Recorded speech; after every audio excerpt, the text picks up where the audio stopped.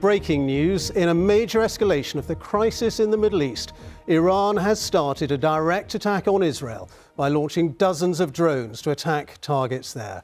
They're expected to reach Israel in the next couple of hours. Israel says its armed forces are on full alert with combat planes in the air. Iran has said it wants revenge for a suspected Israeli attack almost 2 weeks ago on its consulate in Damascus, when the US, President Joe Biden, has cut short his weekend to return to the White House for briefings on the crisis. Well, in a moment, we'll get the very latest from Washington and our correspondent there, Will Vernon. First, though, let's go straight to James Landale, who's live for us in Jerusalem tonight. And James, this is an attack that Israel has been expecting for several days now.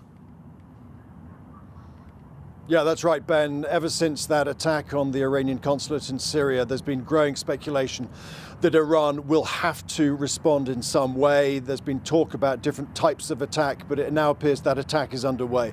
Military spokesmen here in Israel say that drones have now been launched from Iran. They are directed towards Israel. There have been reports from Iraq of many drones being seen in the sky.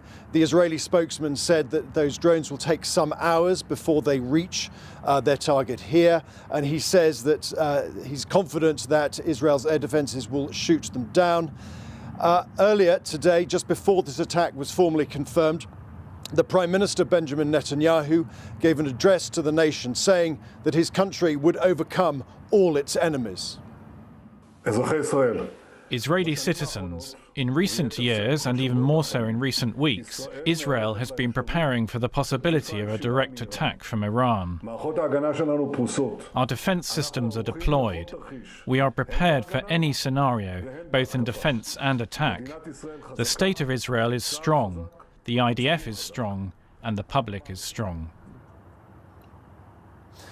Now, as you heard there, the Israelis at the moment are just talking about drones, but the Iranian Revolutionary Guards have put out a statement saying that they are attacking with drones and missiles too. And in a statement, the supreme leader in Iran, Ali Khamenei, said, and I quote, "The malicious Zionist regime," that's his name for Israel, "will be punished for what he called an attack on Iranian soil." In other words, the attack on the Iranian consulate in Syria. Now, the question tonight is how effective this attack will be and what response Israel may make as a result of that. A spokesman said this evening, this is a severe and dangerous escalation. Ben. All right, James, thank you very much indeed. That's James Landale live in Jerusalem. Let's go to Will Vernon in Washington. And Will, the United States, of course, is Israel's closest ally. President Joe Biden has promised ironclad support, in his words, for Israel with this attack tonight.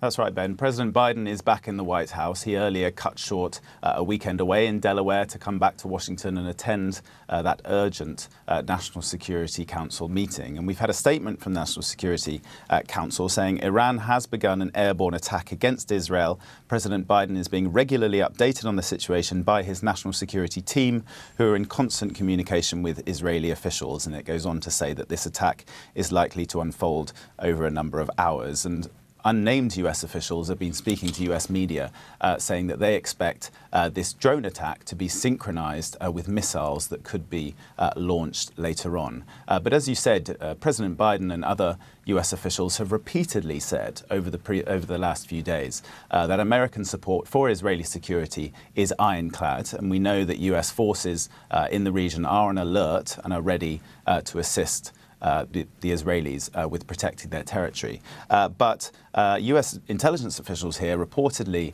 believe that the Iranians are targeting multiple sites inside Israel, but importantly, not US forces in the region directly. That would, of course, be a dangerous escalation. That's what everyone here is keen to avoid. Any sort of tit-for-tat, escalatory, retaliatory conflict that could ignite a wider regional war.